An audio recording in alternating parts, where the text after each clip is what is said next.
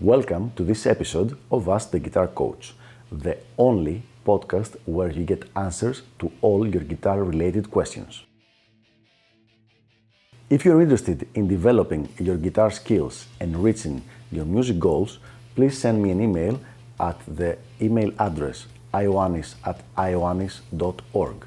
That is IOANNIS at IOANNIS.org, so that I can let you know about all the different packages of elite guitar coaching and how you can get private coaching by me.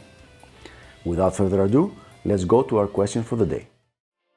Why is my playing nowhere near the genius of my guitar heroes, even though I am consistently getting better? So here is a really good question. It's a question for advanced players, but it's a very solid question, and I'm very happy we have the opportunity to, answer it. And our viewer, listener, our friend says, even though I'm getting better consistently, he says, my playing is nowhere near the genius of my guitar heroes. So to deconstruct this question and to come up with a good answer is not a very simple thing, because it's a combination of several elements. And we'll take it one at a time and see if we can come up to a good solution. Really advanced playing, really good guitar playing, the kind of playing you would listen like from Steve Vai or even Malmsteen or Al Di Meola, the really good players, the ones which are world famous for their amazing guitar playing, is a combination of an extreme, and I'm going to stress that again, extreme amount of elements.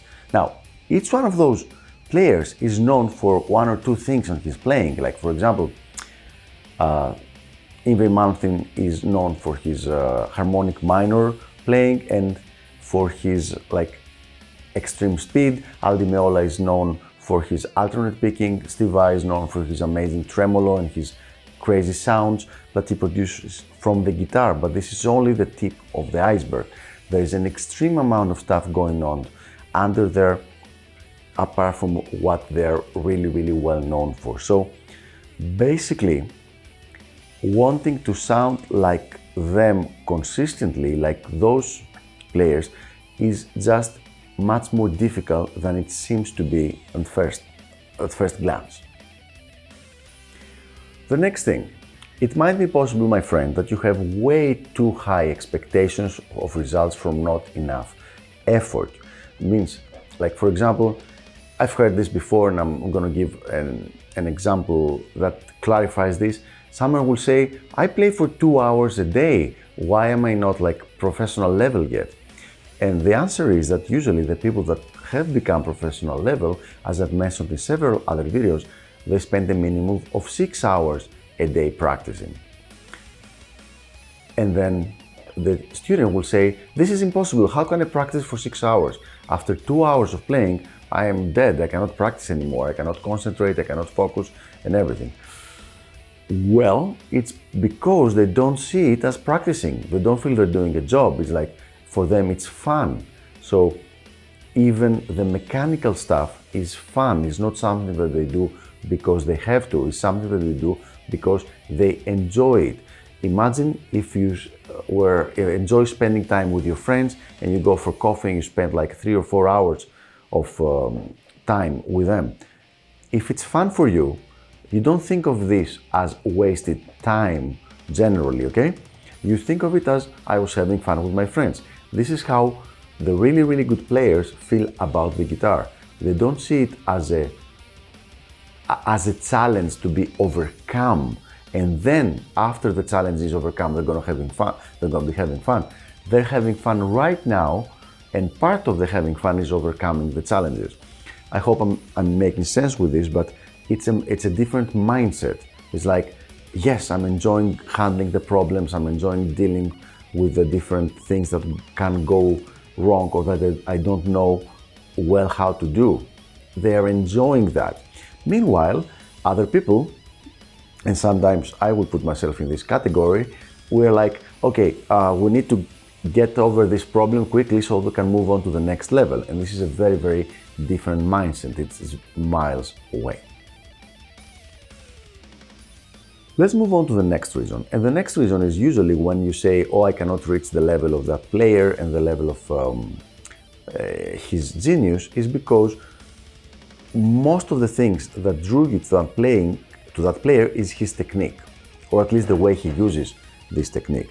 And for that player to be amazing, it has taken way, way, way more than technique. I mean, I'm still really impressed by people who say that, for example, Yngwie Malmsteen's playing is very boring and it's all about being fast, which is really, really not.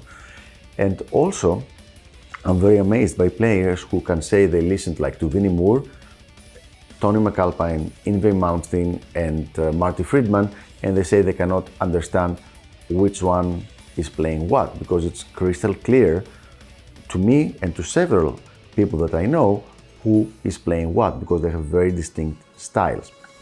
So this distinct style doesn't have to do with technique only. It has to do with all kinds of different elements, like spending just as much time practicing like technical stuff as they practice listening and practice recording and practice composing and practice improvisation. And this is what brings what you consider genius into the table. It's not just the technique. So even if you've put in the technical work and you can execute these things flawlessly at the speed that your guitar heroes do, you have not, most likely, put in the work in the other areas which would bring you to their level more generally, like in all different areas. So you've done the technical work, but you have not done necessarily the other parts of the work.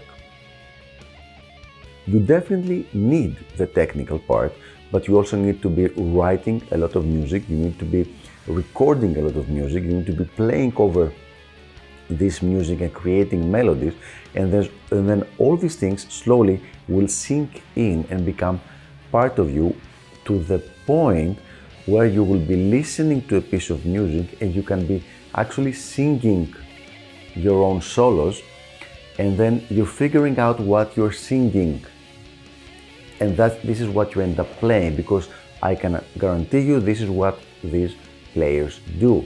They have like voice in their head and they have connected the inner musical voice with their fingers, and they can pretty much play what they hear in their head immediately.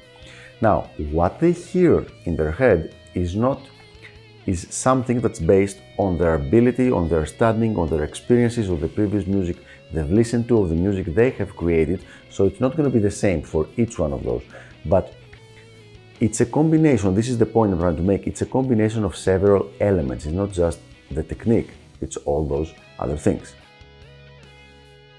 So, in most cases, the reason why your playing doesn't have the creative genius of those amazing players is because you've spent a lot more time working on the actual technical stuff, which is something that's very tangible and you can measure it, than you have spent time working on more creative things.